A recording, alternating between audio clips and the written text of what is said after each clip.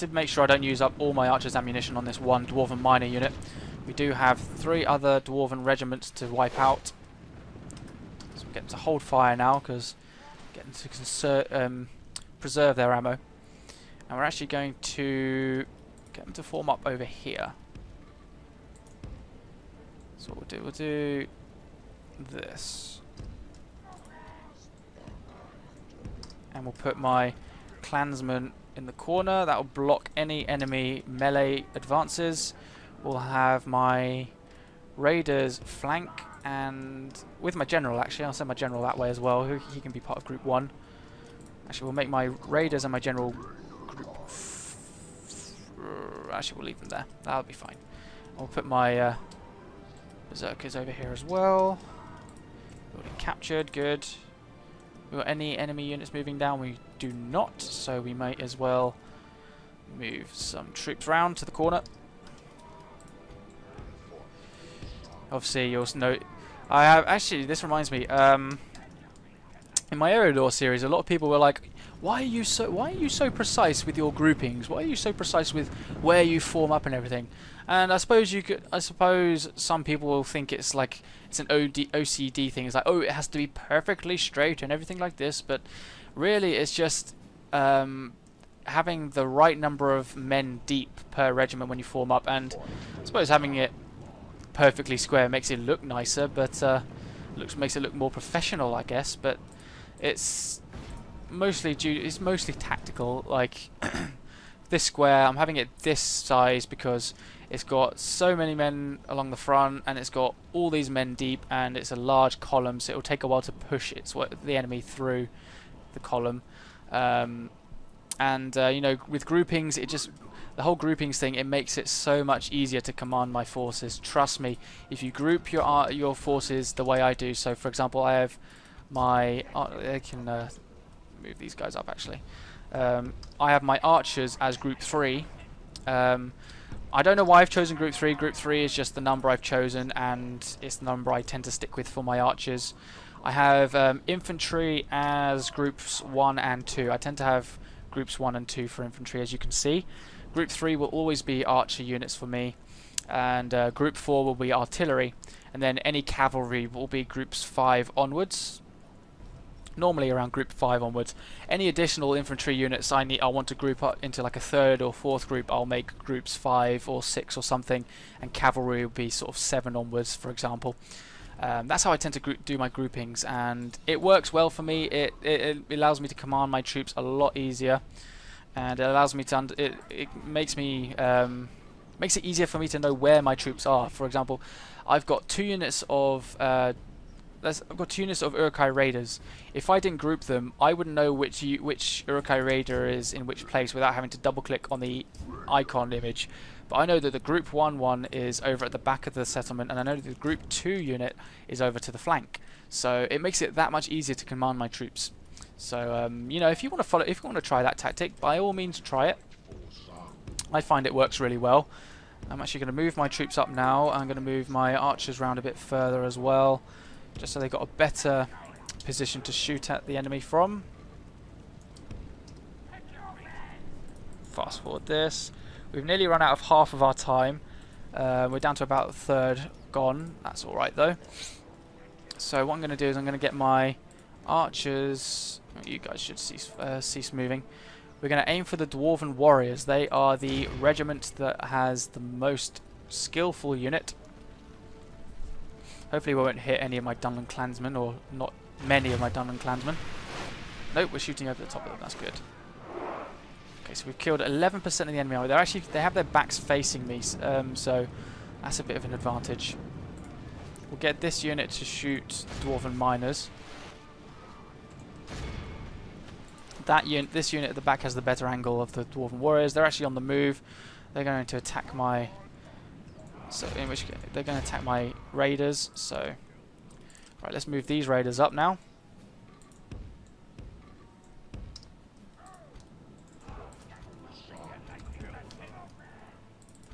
So these Dwarven raiders, these Uruk-hai raiders are going to be under quite heavy attack from those Dwarven warriors. So we're going to have to be a bit. We're going to have to preserve them as best we can. So moving these troops up in now will take out these dwarven miners as quickly as possible. Send a veteran unit to attack these dwarven miners as like a flanking move. Okay, my archers can cease fire now because they're probably going to hit my own troops.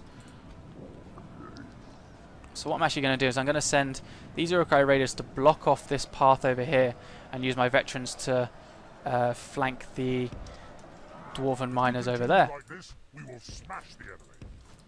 So they're on the move there. These raiders are holding out well, that's okay. Just sound the horn just to give a bit of a morale boost.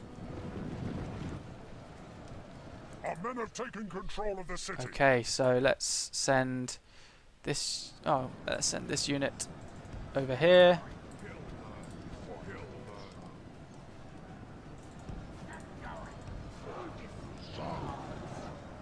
They can attack that group of 50 that's been hit by my archers quite a bit. Oh, I feel sorry for the dwarves, but never mind. I want their territory and I'm going to take it, so... And we'll hit that routing unit now as well. Go, go, go. Everyone move in now. All these guys can move in. Completely destroy these dwarven miners. We've lost control of the city. Once we've wiped out these dwarven miners, we can then turn our attention to attacking these guys. Urukai raiders are doing pretty well, actually. I thought they'd be getting pretty badly hit by these dwarven warriors, but they're not doing too badly. They're holding out quite well. For the time being, anyway.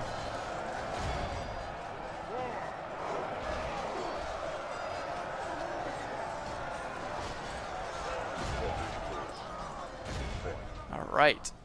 Saving my berserkers in case I need them for repelling any counterattacks. Okay, the dwarven warriors are actually got more men than I thought. So my raiders are actually being hit quite hard. So just move my raiders up just behind these guys. We've lost control of the city. These dwarven miners are getting decimated, which is what we want to see. Let's just hope that my battle at Nenriel can be just as effective. Okay, we have command of the sound center. Which is good. So even if none of these enemy units rout, we should eventually win by... Sorry, adjusting my headset. We should eventually win by having time. So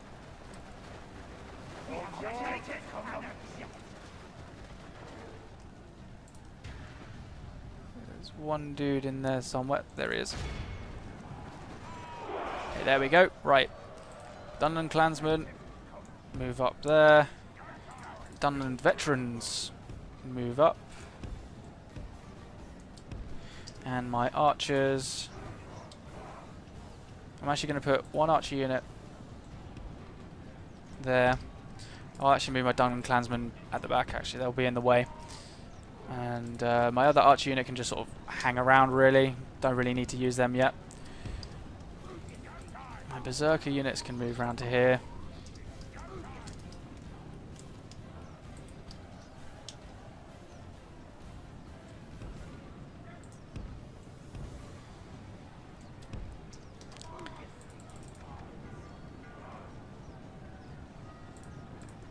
I believe the miners are in retreat.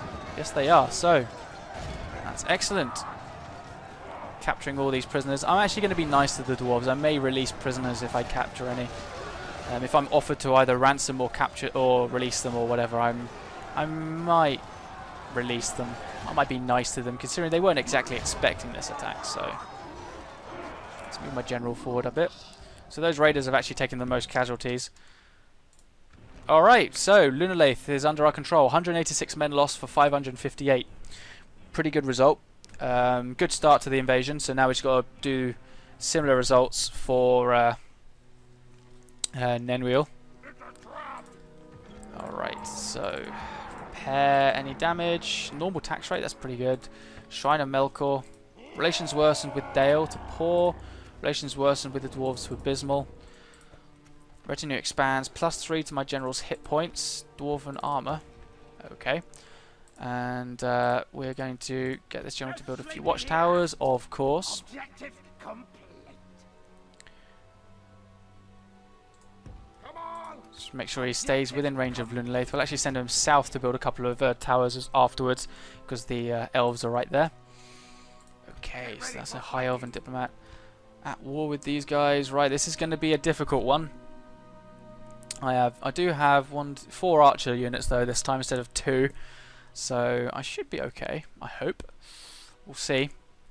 Okay, let's attack. Kill them all. Ooh, equal ratio. Oh, they actually have a better ratio than I do. Save. What's the? Missile attacks 9, defense 11. Those dwarven axe throwers are going to be a problem. They don't have any crossbowmen. I know that the dwarves can get crossbows. That's good. They don't have any of them, so that's a good thing. So I'm going to focus on my artillery in this battle. With any luck, we'll win. This is going to be a difficult one. I really am going to have to concentrate. So if I don't talk too much in this particular battle, I do apologise, but I'm going to have to concentrate quite hard for this one.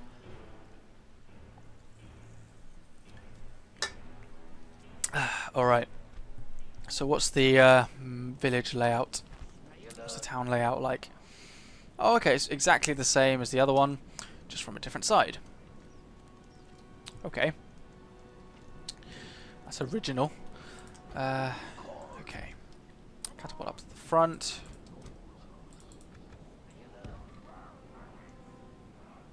Archers to the flanks of the artillery piece.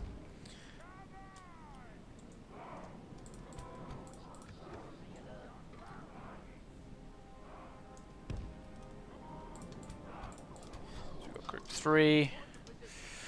Now, who are going to be the ones at the front? We'll do Raiders, followed by Reavers, followed by Guards of Orthanc.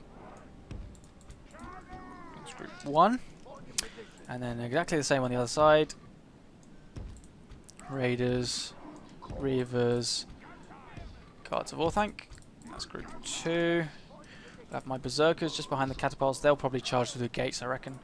Put my wargs after them. My general could be just behind them there.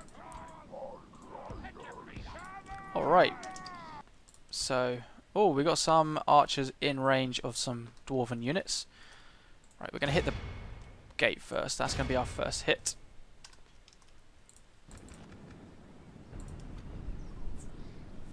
Luckily, none of the towers are in range.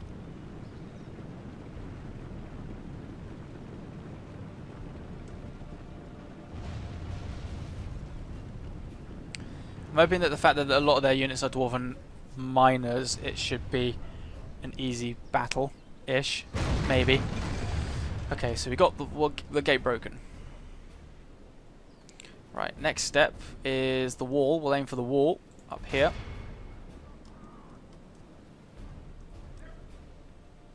It's 44%.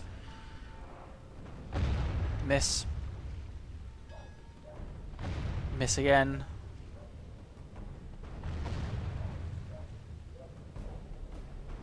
88%, there we go. One more to go, come on. More accurate, please. There we go.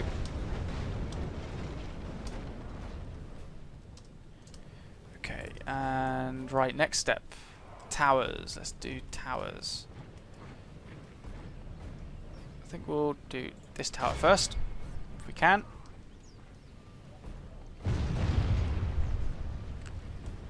We can get rid of these towers rather quickly. That's one. And then we can focus artillery fire on enemy units instead of buildings. There we go. Okay, so now, who to aim for now? Let's see, what are these? Dwarven warriors, Dwarven miners. Got some Dwarven miners moving in there. In which case I may aim for this back unit of Dwarven warriors here. I'm going to move these archers forwards. Move these archers forwards.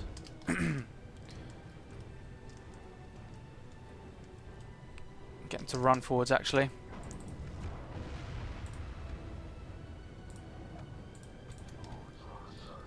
Okay, so 1, 2, 3, 4. There we go. We're going to put 2 units on firing at these Dwarven warriors here.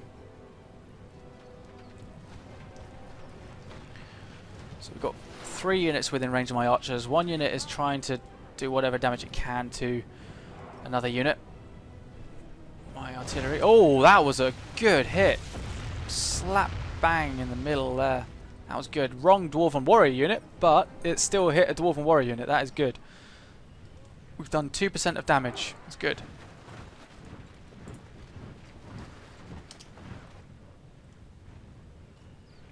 That's too high. That one's promising, but it's too high as well. Damn.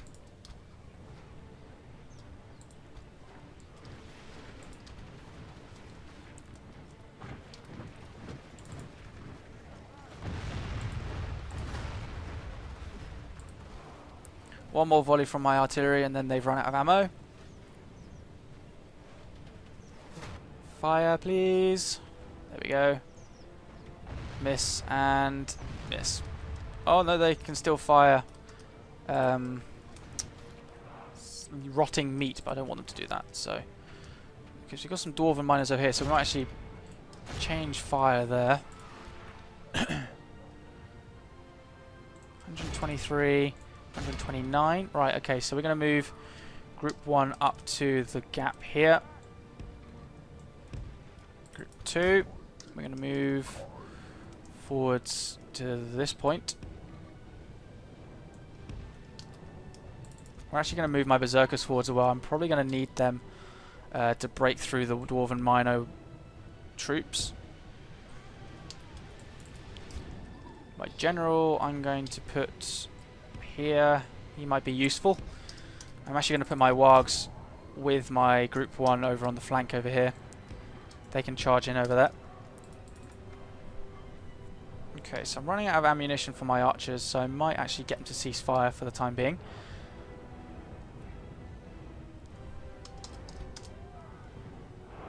Okay. Looks like Dwarven warriors are actually coming out to meet my Berserkers. 121 of them. Go Berserkers, let's show them what you're made of. Right, actually, let's see the statistics. 7 attack for 16 defense for the Dwarven warriors. And for my guys, 15 attack for 10 defense.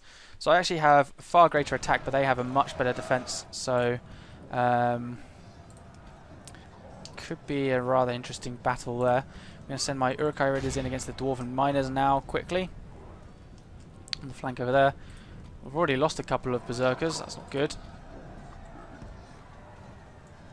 Let's move some Uruks into position to flank over here. We need to flank these Dwarven warriors. We are doing quite a bit of damage with our Berserkers, but yeah, the Dwarven warriors are holding out, unfortunately. If we continue like this, we will smash the enemy. So we just need to break this one warrior unit. Then we can move on and break this second warrior unit.